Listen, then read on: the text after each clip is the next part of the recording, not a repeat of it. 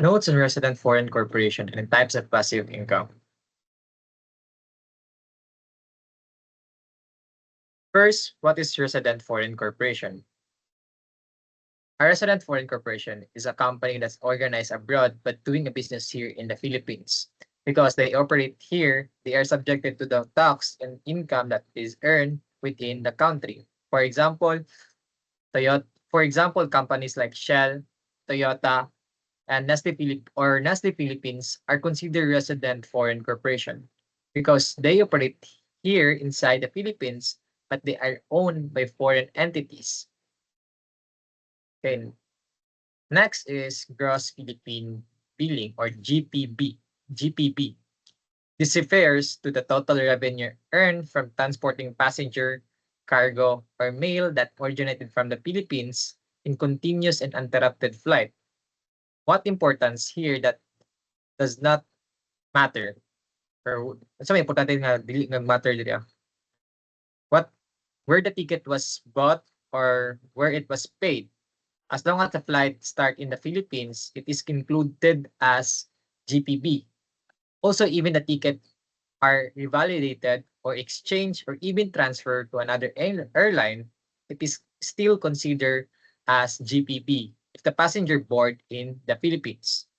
Example, if a passenger flies from Manila to another country, that income is included in GPB. Now let's move on to the passive income. Passive income refers to the income driven from activities where the taxpayer does not materially participate. In simpler terms, this means that the company earned money without being actively involved in the activity. This means you are actively involved in the business regularly.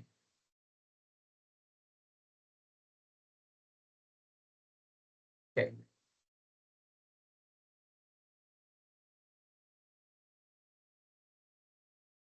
Mali ko. Sa material participation na yun, material participation is you're actively involved in a business regularly. If you invest some money and don't manage anything, consider siya as passive income. If you run or manage a business, consider siya as an active income or material participation. Okay, number 5. Let us discuss to understand what is the nature of passive income. To understand this better, we need to explain material participation. Ang material participation, katong nga ganina, is the taxpayers involved in activity in regular and continuous and substantial way. If the taxpayer is not involved like that, then the income is considered as passive. For example, if a company puts a money in an investment account and only adds or withdraw money from time to time, then that is not a material participation. Also, earning interest from the bank deposit is considered as passive income.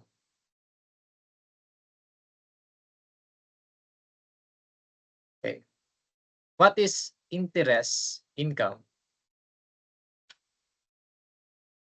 First, the interest income are royalties. This includes from the bank deposits, earning from trust funds, royalties from sources within the Philippines. These are subjected to 20% tax rate.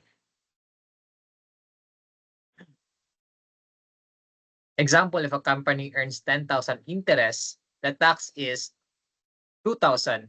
So the net income is 8,000. Kay kuan man basically kay times naman mo ning kaning 10,000 sa 20%. So may mo siya 8,000 imong net income o mo net income. Okay, next is interest income received from the depository bank under expanded foreign current deposit system. This refers to the deposit made in foreign currency like dollar. The tax rate here is 15%. Example, if a corporation earns 20,000, the tax is 3,000 and the net income is 17,000.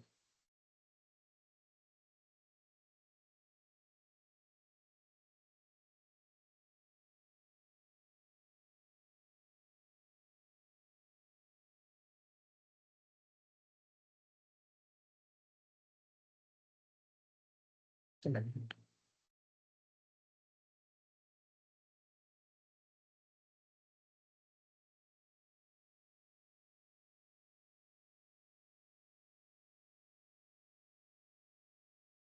Next is capital gain from sales share of stocks in any domestic corporation traded in stock exchange.